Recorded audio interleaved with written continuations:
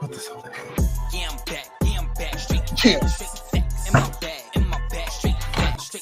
Came to bring the hits, nigga. Straight facts, straight. Tryna hit the fours list, straight facts, straight. Yeah, I'm back, straight facts. In my bag, straight facts. Came to bring the hits, nigga. Straight facts, straight. Tryna hit the fours list, straight facts. And we're back with another episode of the Flagrant Two with X and Lou. If you haven't done so already, please go like, share, subscribe, and hit that notification bell so you can be tuned into our newest videos. And we are finally at the same one. conference finals, NBA conference finals. I don't want to talk about the Knicks. Don't ask me. We're not going to discuss them today. We're gonna let that breathe. Oh, thank goodness, because I was kind of talking about the Knicks. Before we get into the NBA, though, I do want to discuss the WNBA. So two things have happened that I do want to bring to our viewers' attention, if it hasn't been brought so already. One being that the Las Vegas Aces are under investigation for $100,000 sponsorships with the Las Vegas Tourism Authority. It's like the craziest thing I've ever heard. First of all, is are these WNBA players not allowed to have sponsorships? Like it's wild to me. I mean, you know, it's the thing about it, right? It's literally the sponsorship. It's how the sponsorship is going. Like, it's literally a sponsorship for absolutely nothing but for them to do exactly what they're doing. But that's where it comes in. But yeah, that's fire. But that's where it comes in as a part of just like NCAA, where they have backdoor people who just give them money, like, yo, this is my alma mater. Here's some money. I'll hit you up with a card, this, that, and the third. Mm-hmm. And you know what I mean? That's the realm that they're sitting here looking at it as in. Whereas if the people didn't just come straight out and say that, and they were just like, well, we're doing a team thing and we want them all to be in a commercial or something to help boost this economy out here, then it would have changed the whole narrative up behind it. But it's the fact that they came out like, oh, we're just paying you to do what you're doing. So it's like getting paid on the side of their contract, which they sitting here thinking like, yo, it would make other people try to come to the Aces as opposed to going to other teams and boosting the other teams' talents.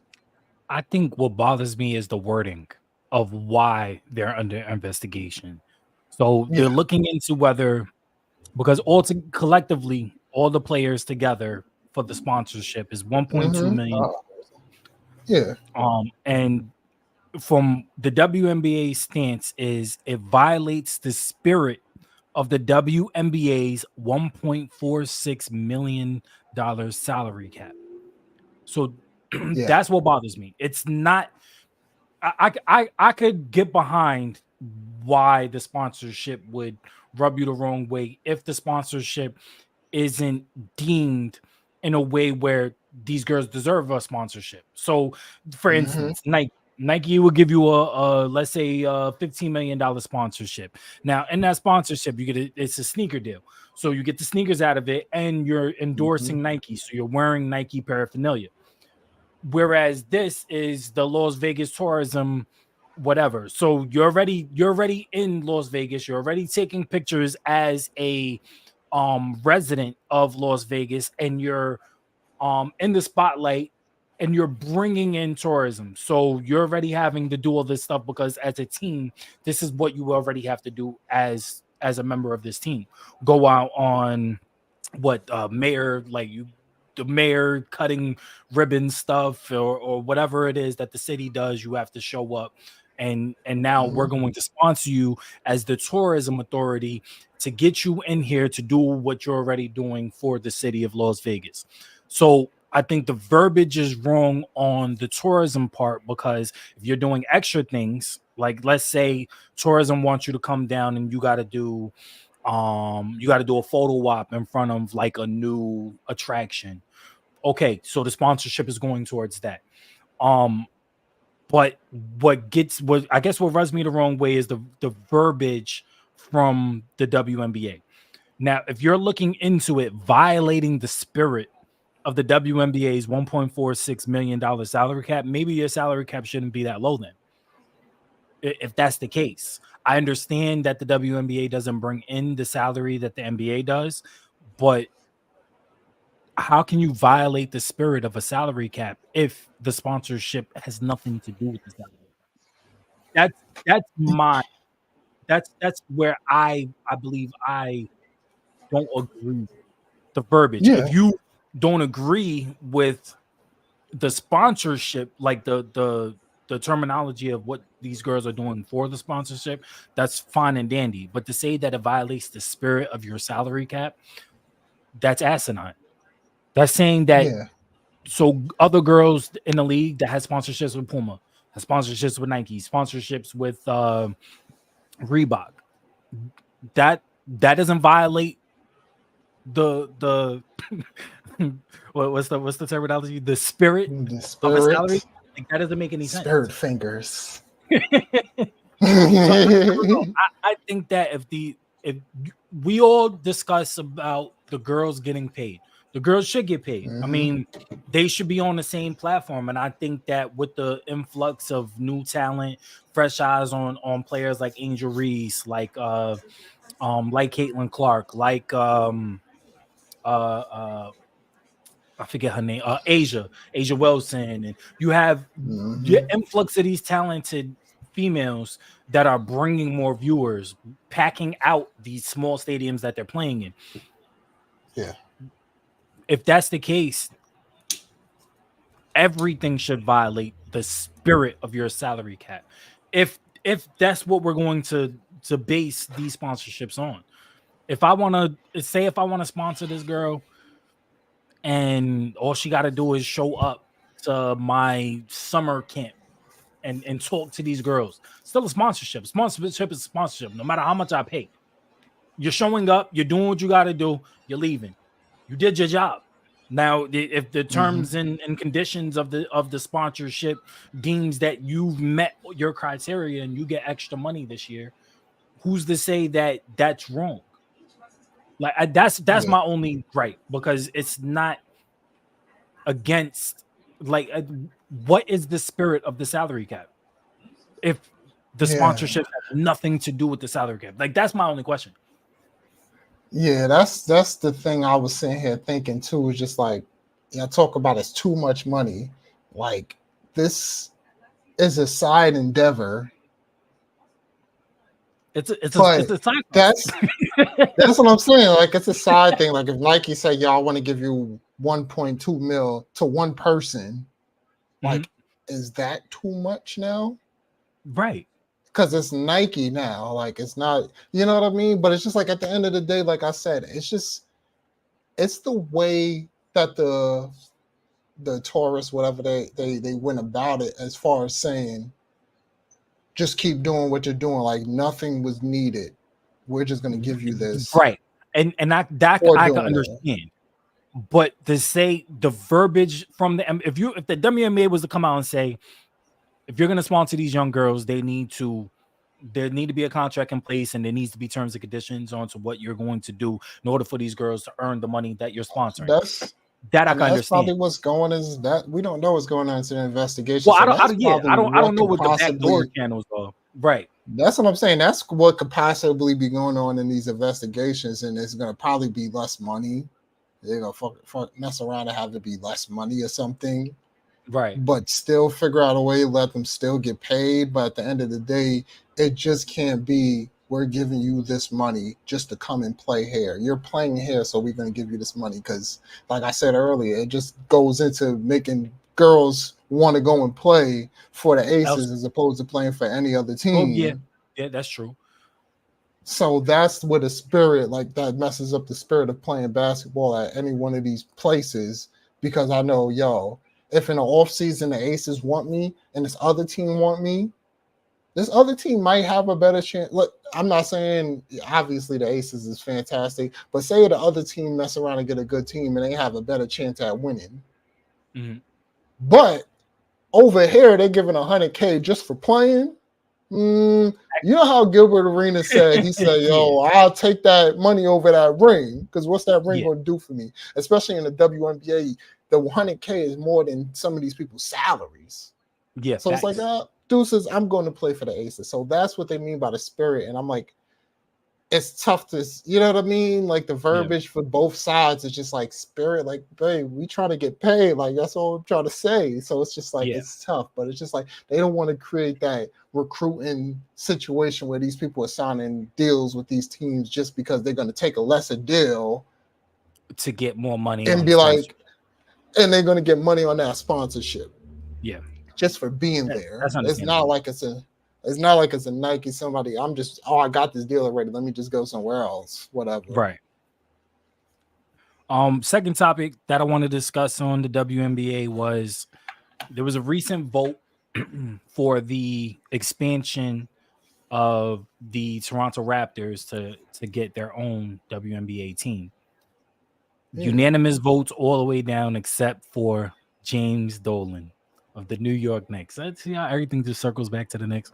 But so James Dolan was the only one that voted against the WNBA expansion team Oh, for that the makes Toronto sense. Raptors. Thoughts? I I didn't know that, but it makes sense now. This you said that, and I'm thinking about it, it's like because New York and Toronto technically then were different. You know, you need a passport to get there, different countries, but technically they're not really that far apart from each other. Like it's like what is it, like 4 or 5 hours?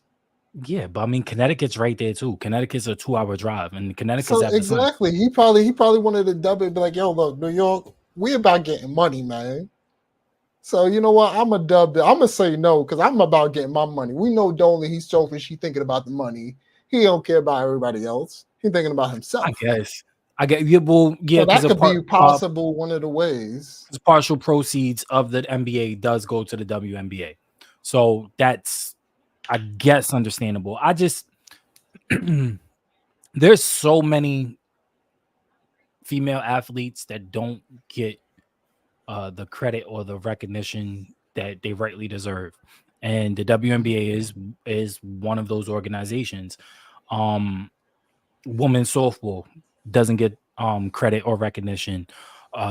There's so many women's sports. I think the biggest women's sport right now currently is women's soccer. Yeah. Um, But shout when out you to look at Angel it Reese. from She just bought parts PC of one of them. But go ahead. yeah, facts. When you look at it from a microcosm, it sucks because of the counterparts. Men's baseball, one of the biggest leagues in the world. Men's football, one of the biggest leagues in the world. Men's basketball, one of the biggest leagues in the world. These are the three. This is your big three. So Mhm. when you look at it from that lens, it's the men's that get all the attention. But the WNBA, in my opinion, is a lot more exciting because of the fundamentals, because of you're not getting the highlights that you would in an NBA game because the dunking and everything. But we've discussed it on this channel thousands of times. Lower the rim. Lower the rim. Yo, there's no reason why there should be a 10-foot rim in the WNBA. You put that down to like 9, let the girls go crazy. I promise you there's gonna be female dunkers. And I promise you Mhm. it'll probably be a lot more exciting because women are genetically more flexible than men. So they could probably do a little bit more. I've seen these women do some wild, crazy layups. You telling me that they can't do wild, crazy dunks too? I'm just saying, lower the rim. Just 1 foot. What's 1 foot? Look. That's the ego thing with them, bro. Like we gonna put it out there. That's the ego thing. These women, they don't want to accept the fact that genetically, we all know it that they can't do what men do. So if you put Right. a 10 foot But rim, then again, men can't do what women do. You lower that rim 1 foot, I but think that um, I ain't gonna lie, you fighting a battle that like I don't want to be on here because I love the women's game. I watch it. It's not as exciting. I don't care what you say. It's It's not. fantastic. It's Don't not get me as wrong. exciting, but from a Because fundamental you don't standpoint, have it's to. dope. Yeah, from the fundamentals is cool, but still even some of the fundamentals, I'll be watching it like, yo, what are you even trying to do out there? I'm sorry, but I love the basketball. Don't get me. I love the basketball, the female basketball game. At the end of the day, you see me last week. I got the sweater and everything. It's not false. Like I got it on right now. It's on Prime. Liberty Right. versus the Chicago. I'm watching it right now as we speak. But like you said, they need to lower it, but it's an ego thing. They're not gonna lower it. They're petty with somebody who's bringing them more views. You're petty with somebody bringing you views with Caitlin Clark. You're petty with them. So, hey, look, they're just gonna let their stuff sink and burn, even though it's going up. Like that's the crazy part. They're opening expansion, meaning more talent, more people in the league, but for some reason hey, just on the inside, these women sticking together, doing what they're doing, they're gonna hold themselves back. Yeah. High key. Because like at the end of the day, y'all have a smaller basketball. Yeah. So why not Y'all have accepted that. Why not just accept and be like, you know what? We might not like it. Guess what happened? The NBA moved their 3-point line 1 year a little closer. They said, oh, we ain't like that idea. And they moved it back. Guess what? Yeah. You could do it with the basketball rim. Put it down for the part of the season. See if they adjust to it. If it works out well. If not, hey, we just put it back up. I wouldn't even say part of the season. I'd say do the preseason. What they got like 2 weeks of preseason? Do it for the preseason. Yeah, I'll see. I mean, you still it's an adjustment process to even that because you've seen how it was with a basketball change in the NBA. Some people would just, you know what I mean? So it's like it needs an adjustment. Like you got to try it for the year at least in some part of the, you know what I'm saying? But it's just like, come on, something you got to try it somehow. Let it rock out for the year and maybe who knows, but give it a shot. I don't knock it till you try it, type of thing. Facts. And it's just agree. Come on, we got some. We y'all throwing up the best rim grazers in the world. So let's just drop it a little and let's do a windmill or something. Like you feel me? So it's just like that's just how it is, bro. I'm a realist. I love the game. I watch the WNBA, but at the end of the day, we know it's still lacking some stuff. And Caitlin Clark is one of the people who's going to bring some of the excited stuff because her 3-pointer, she's going to be like the Steph Curry of this thing. She just got to get adjusted. She's going to change the game with how they shoot, with how she shoot that thing. But we, you know, we said it's a quick discussion. It's been a long discussion. Celtics at Pacers. They do play in about 10 minutes. Whatever. We can miss part of that game. I think this is going to be exciting. I think that the Pacers are going to push the Celtics. I still think the Celtics have enough. Matter of fact, when I said that the Knicks should have fouled last second and they didn't, Pacers was in the same exact situation.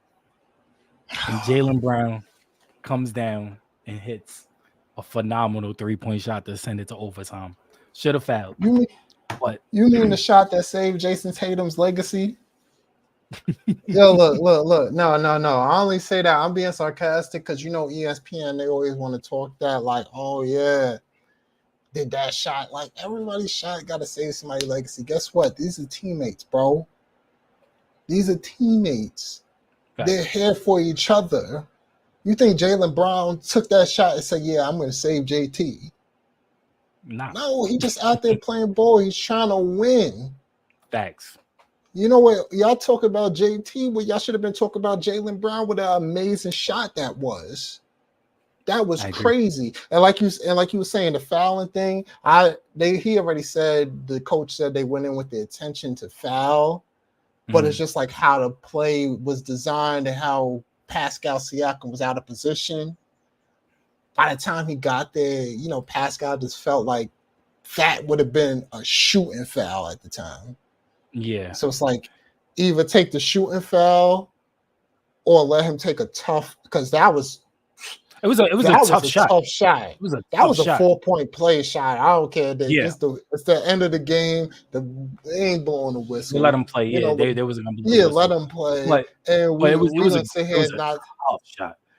It was crazy tough because like it was a foul that they didn't call. And Celtics would have been mad if that shot didn't go in. Just like LeBron Celtics game, it happened to him too. But somebody made the Do you shot. think that they would have called the foul if he missed? That's a tough. I don't think so. I don't know. That's a tough. I think you let it fly if I don't know. it Not goes in in. playoffs. Yeah, That's because crazy, they do that. They do that now. Like they'll call a late foul. if it goes They'll call a in. late whistle. Yeah. So, but I don't think at the end of the thing they letting that they holding on to that whistle, man. They swallowing that whistle. Pause. But that's just the word. That's the verbiage. You know what I'm saying? That's just the terminology that they use, and it's crazy. Nah, it's crazy. Like, it's crazy. Yeah, the whistle period is crazy because you got to swallow the whistle, you got to blow the whistle. Like, wow. But anyways, they're not gonna call that call, and it's just like you got to eat that. You should have played better throughout the game because at the end of the day, I gave this series a 5 games max. I say 6. I think the Pacers are gonna 5, and right now, that was their game to win for them to mess up my prediction. Now it's definitely 5 because that was the game they were supposed to win. Yeah. They wasn't supposed to win it. Celtics played bad. They was in the driver's seat to win. They put themselves in a position to win that. And it's just like, y'all gave it up. And once that thing went into OT, I was like, oh, it's over. They messed up. It's over now. Because the Celtics are just a better team. Mavs at Timberwolves. This is a matchup that you didn't think was going to get here. You didn't think that the Mavs was going to get to the Eastern Conference Finals. I had the Mavs get into the Eastern Conference Finals. It's not that I didn't think they were getting there. It's just how I feel about my young boys. I always be rooting for them. I be saying like, "Yo, come on!" Yo. But it's just like this was the only person left who has experience. We see Kyrie on that team. We see Luka. These are people who've been there before. So I expected them to win, but I still was going for OKC. I don't care what anybody said. I was like an OKC diehard at that moment. Well, we didn't expect the Timberwolves to get to the conference finals. That's the team that we did. I don't think anybody expected that. We expected Denver to be here. And the fact that Denver isn't here, Denver got demolished in game 7. And then they come into this game, and I think that it was a little bit lethargic. I think the only person that really came to play was McDaniels. They was very lethargic. Ant wanted the matchup against Kyrie, and Kyrie went crazy in the first half. And the second half was it was basically Mavs playing keep away. Mavs itching away, and Mavs ended up winning it. Luka had a couple of plays in there where you could have made the case where he made some MVP-like plays, and the Timberwolves didn't do enough. I think that this series is going to be a tough series. I have this series going 6 games, but I think that the Mavs ultimately will probably come out the victor. I think if it goes 7 games, I have the Timberwolves taking it. If we go into game 6 and they're up 3-2, 3-1, I have the Mavs. I mean, you got Kyrie missed the closeout, so I don't. This is going to be I think that this is the better series to watch out of the Celtics and Pacers. You have 2. Well, I wouldn't say upstarts. The Timberwolves is more of the upstart team. Mavs, they're a little bit more established. They have a full year with Kyrie. PJ Washington was a phenomenal trade for them. PJ Washington is to them what Jaden McDaniels is to the to the Timberwolves. But I think Jaden McDaniels just has a little bit more firepower. This is going to be a good series. And whoever comes out the West is going to win the finals.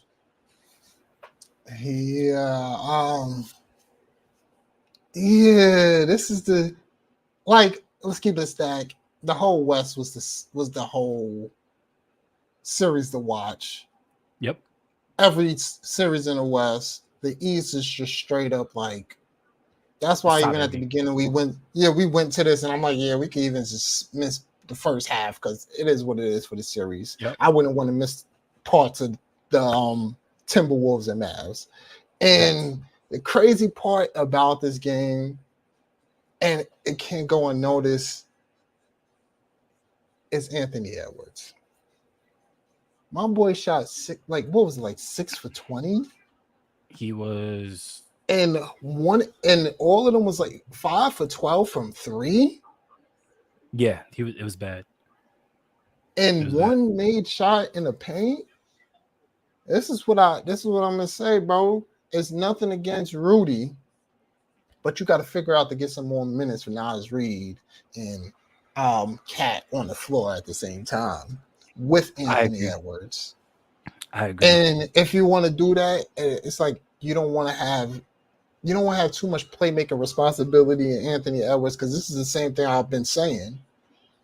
Is Anthony Edwards can't be one of those primary ball handlers because his decision-making skills when you're a scorer isn't high enough to be in that position, because the Mavericks was just cutting that off. Everything he wanted to do, everything he wanted to try, the Mavs was sending like 3 or 4 people in his way where they was forcing him to pass the ball. And his comfort zone when he gets in that position is to pass the ball to Mike Conley and let Mike Conley figure out that. By the time you get it to Mike Conley and how small Denver, and the thing about it is that too, and how Denver moves and the way they've been playing better on defense, they're getting back to their positions, and it's not really an advantage created. Unlike when you have Luka Doncic, who's the one drawing the double team, and he's making those passes, which get those people in the advantageous positions. And it's just like, I ain't gonna lie, you just gotta lean into it. My lineup to me is to figure out a way to get Jaden McDaniels. Jaden McDaniels out there. You got to get Alexander Walker out there. Yeah. You have what's his face, Anthony Edwards, Nas Reed, and Cat. Those 5 at some point have to be on the court at the same time, where they could cause havoc on defense. You don't have to have Anthony Edwards guarding Kyrie or Luka. Yep. You save him some energy. You have the spacing on the other side of the floor, where it's just like, yo, you got to figure out a way to get these guys like 10 minutes together, 5-10 minutes at a time, where they could go on a run together and see what goes on with that lineup. Because Rudy Gobert in the paint with Anthony Edwards having to think about making those playmaking isn't going to work. It's not. I agree. Ant went 6 for 16 from the floor, 5 for 12 from the 3, and only went to the line once. When you're talking about your best player only getting to the line one time, that's a no-go. Then you have, he has 8 assists, but he also has 3 turnovers. He shouldn't have more assists than Conley, period. He shouldn't.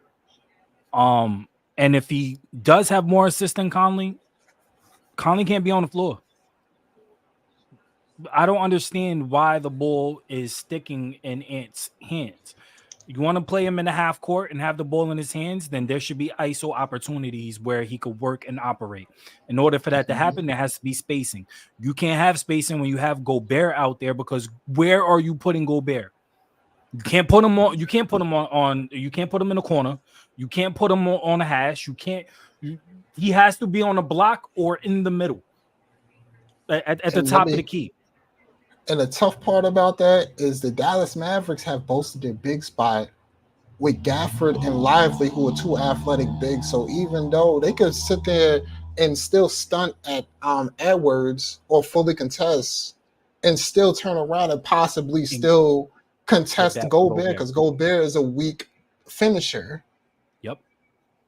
And we've seen that because he tried to go up on Gafford, and Gafford wasn't having none of that. At all. Wasn't having that. So it's like, I don't want to interrupt, but that's the thing that also ruins it for them, even with that lob threat right there. I think that you take and what Gobert led He was third on the team with minutes at 38. You Mhm. cut his down. The cat had 34 minutes, and I promise you, it's probably because he was in. No, surprisingly, it's No, not no, because he was no. in foul trouble. Mm-mm. He was But just out there. Cat shot horrible too. Cat can't shoot 20 times and only hit No. 6. There's no reason why Mm-mm. Cat should be taking more shots than Ant. But I whatever. I digress. You have Cat could space the floor. Nas could space the floor. Alexander could space the floor. Jaden could space the floor. If that's what you want to do, and you feel like the paint is getting, you have no easy runs, no easy one-on-one opportunities for Ant, it's because you have Gobert out there. Mm-hmm. I can, especially a athletic big like Dallas has, especially athletic wings like Dallas has, where they can stunt, they can show and get back, they can swipe on lane passes. They're as much as we give Dallas the defensive, they're not a defensive team. They're not. They're just athletic and they're in the right places because they clog the passing lanes. That's all you really have to do in a half court set, in half court defense. You don't have to be overly defensive. You just have to be smart enough to make defensive plays at opportune times. That's what Dallas does.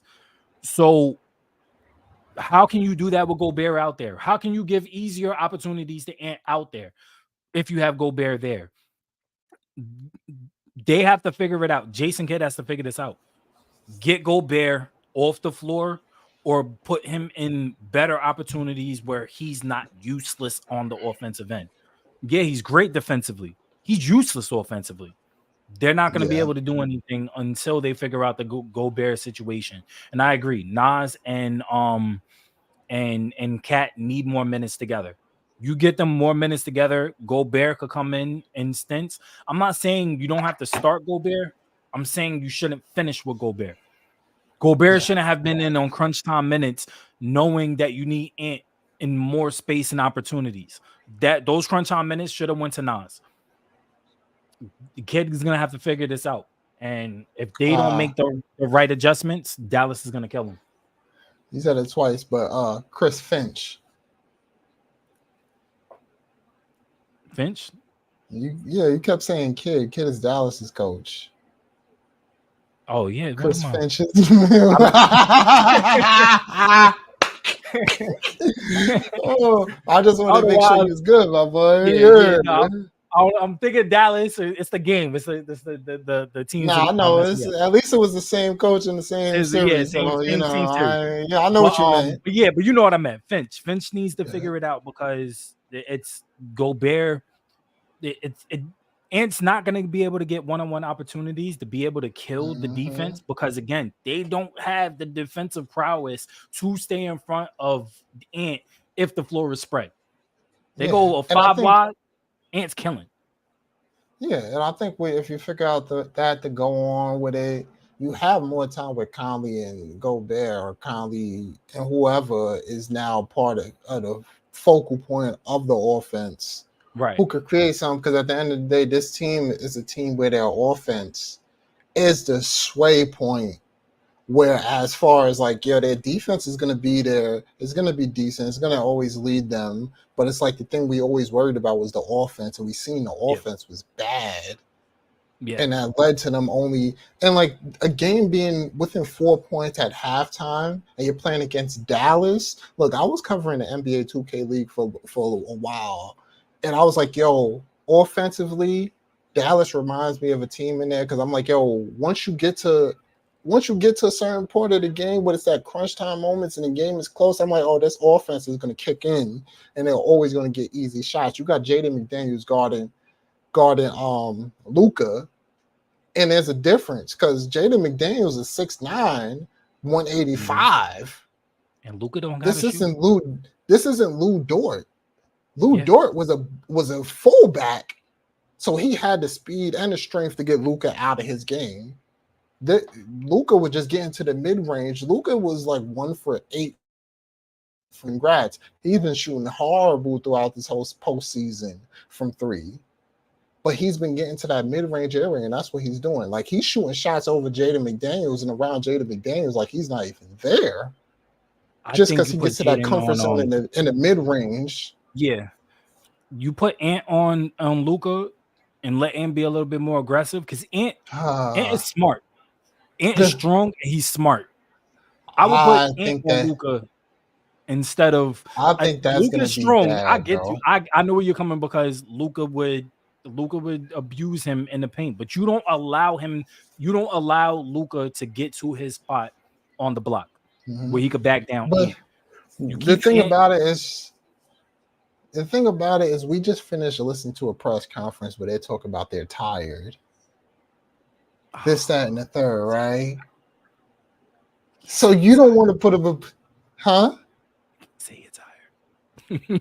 You can't say That's it, what I'm man. saying. You Say can't you're say tired. that.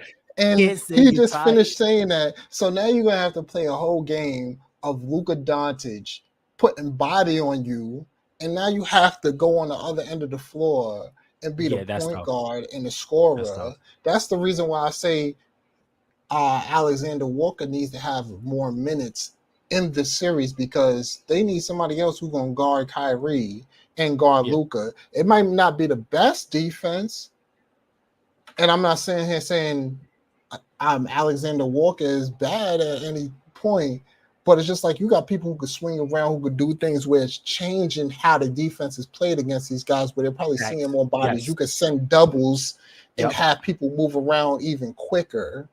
Yep, I agree. So it's just like that's what I'm sitting here saying. Like now you got it changes because now you got Anthony Edwards guarding like PJ Washington or who's the dunker dude who won the dunk contest?